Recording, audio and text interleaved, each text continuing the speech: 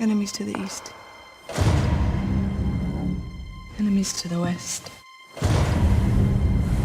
Enemies to the south. Enemies to the north. Whatever stands in our way, we will defeat it. We're the last Lannisters. The last ones who count.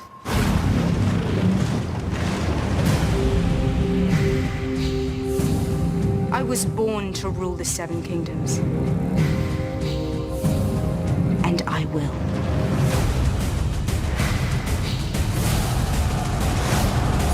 The King in the North! Your father and brothers are gone, yet here you stand. Last best hope against the coming storm.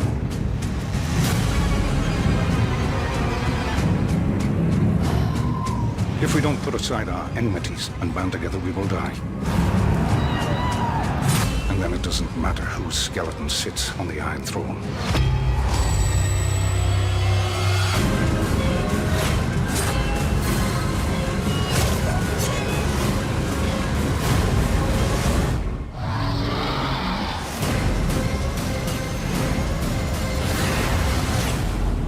The Great War is here.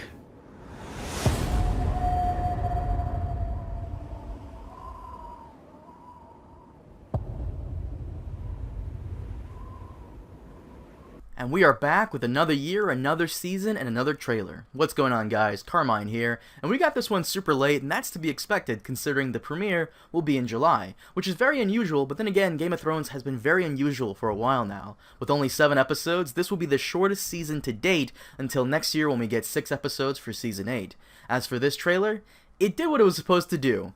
Give us the hardest boners we've ever had, and it delivered on that.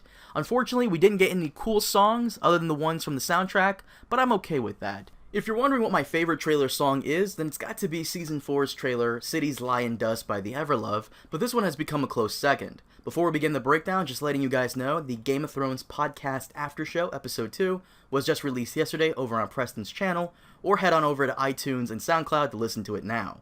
Links are in the description below. Now let's get to it. So the first few scenes we get from this trailer are of Cersei, listing off that their enemies are coming from all sides. Jon in the north, Euron in the west, Dany in the east, and the dreaded Tyrells and Sand Snakes in the south.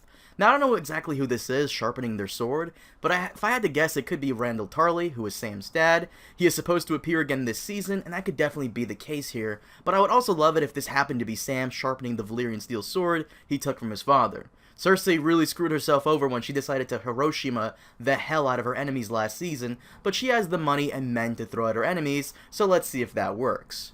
And I gotta say, I really do love the giant map of Westeros she's standing on. Clearly they spared no expense, and I also love how she says, "We're the last Lannisters." And then I'm here like, hey, wait a minute, and right after she says, "The last ones who count." That sounds about right. I'm also loving the shot of Tyrion and the dragons flying off, as well as Dany arriving in what appears to be Dragonstone, which I've always found unfortunate, mainly because I would have loved for her to have taken Storm's End, which is the Baratheon stronghold, you know, because Robert took her father's castle, and now she's taken Robert's father's castle. So it would only make sense. It would be like poetic justice. We also get a shot of the Unsullied taking over a Lannister stronghold. Now, I don't know if this is some random place, or maybe even Casterly Rock, the Lannister main castle, but I do love the aesthetics here. If Game of Thrones does do something right, it is make sure places are unique enough to stand out. At first, I thought that the area they were fighting in could have been Dragonstone. Maybe Cersei placed some Lannister men over there just for the hell of it, but judging from the Lannister guard outfits, which are different, and so is the coloring of the material used for the buildings, this is definitely some other place, possibly Casterly Rock, or another castle along the eastern coast. The Lannister men stationed there are probably just castle guards or caretakers instead of the normal professional soldiers that we saw earlier with the cape and shield. Then we head on over to the north. Jon, Brienne, and Sansa are all meeting with the other lords, probably to divide up the spoils and deal with the wildlings. They were a major factor in the previous battle, so they're going to want some lands to settle, and rightfully so. We also have my favorite character, Peter Baelish, doing what he does best, being shady, but it looks like Jon gets tired of his shit. Even though he was a big part in rescuing the North, I don't think him scheming like this so far from home is a good idea. We also get a brief glimpse of Theon, and judging by this scene here, he's probably getting caught up in some fighting between the fleets of his sister Yara and his uncle Euron. Unfortunately, it's a nighttime battle, which always annoys me, mainly because I have difficulty seeing certain things when it's on screen in the night. For some reason, Game of Thrones has never had the hang of making nighttime battles visible enough for me, like other shows and movies, so I'll be turning up the brightness on this part. I don't know if this is an issue for anybody else, but I can't be alone in this. But I am happy that we're finally getting ship-to-ship combat, which is something we've been lacking in the show. And no, the Battle of the Blackwater and Slaver's Bay does not count. We also briefly see Melisandre back on what looks like Dragonstone. Having her and Dany team up would be insane and unexpected, but at the same time, I don't know if it'll work. We've all seen Melisandre use her charm on Stannis for 5 seasons, but when it comes to Dany, I don't think Melisandre will last too long, especially since Dany has experiences with people who use the dark arts. Not only that, but where the hell is Kinvara? Did they really just leave the Red Priestess back in Meereen? I mean, if they did, that's fine, but we've never seen 2 Red Priestesses in the same room together, and I'd love if they could team up too. Mainly because they're both hot and I love them, but it would be cool too. Yeah. Here we get to see Arya, and it looks like she's heading north, and judging by those newly released pictures we got recently, she does make it to Winterfell. I am excited for a Stark reunion, mostly with her and Jon Snow. But this is a question for you guys. Do you feel like Arya's storyline is basically over? I doubt we're gonna get her killing any major characters, and against the White Walkers, there's just no way she can be much help. I don't know, I just feel as though Arya has nothing else to do, and we know how the writers are in regards to making stuff up for people to do, so I'm worried, but let me know your thoughts. We also get a look at Davos, who, once again, in every trailer, is warning everyone about the living and the dead and how we all must come together to face this threat. It's like his job at this point, to warn us about the coming doom and banding together to fight the evil Sauron, to stop the Death Star from destroying Narnia or something, I don't know. At this point, I really do feel like Davos is being misused, and they don't know what to do with him, but hopefully he finds Gendry and tries to restart House Baratheon. That's really what I want from him.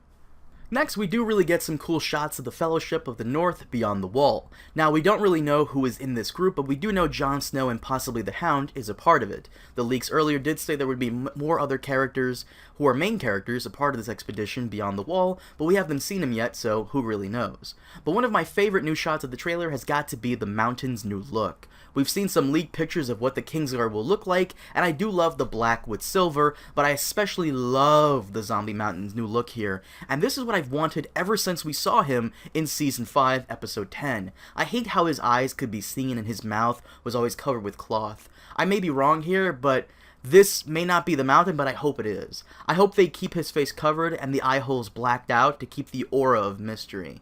It's how I envisioned him in the books, and in my opinion, it is something the show is severely lacking, the aura of mystery. Yeah, we'd all know it was the mountain under there, who else is that tall other than Preston, but the fact that the helmet would be blacked out and you couldn't see him through the eye holes would give you a sense of doubt, and that's enough to make it cool. And for a brief second, we get to see what looks like Jorah's arm reaching out. It seems he still has the grayscale, and it's definitely progressed quite a bit. Personally, I do like Jorah's character in the show a lot more than in the books, because he is more charming, in a sense, than his book counterpart. I wouldn't want him to die, but I can see it happening in the season finale or in season 8 at some point. And this next scene really annoys me because I don't know why, but Ilaria is still around and is making out with Yara, which why? Oh my god, she does not need to be on this show as much as she is. In the books, Ilaria doesn't nearly appear as much post Oberyn's death as she does in the show. It really does make YouTuber The Dragon Demand, it makes his argument about the showrunners having a big crush on the actress a reality now. Because they do try to push her whenever possible for some reason, even though the Sand Snakes and arguably Doran Martell should have had better material and more stuff to do. I just don't want to see anything Martell in the show anymore because of how bad they wrote them in and how centered it all was on her, even though her character has nothing big going on, but they'll be pushing for it anyways, regardless of the obvious fan backlash. It's just so dumb at this point. And finally, I just want to say I love the shots of the Dothraki getting in some fighting throughout the trailer, and that ending shot with them charging in with Drogon.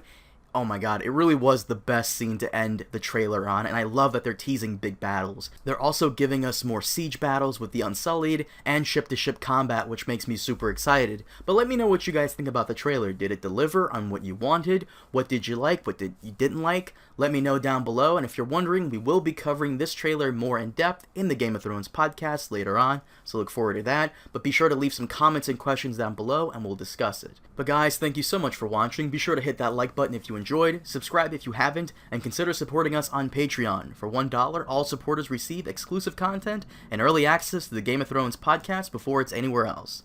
Guys, once again, thank you so much for watching, and I'll see you next time. Baba Booey.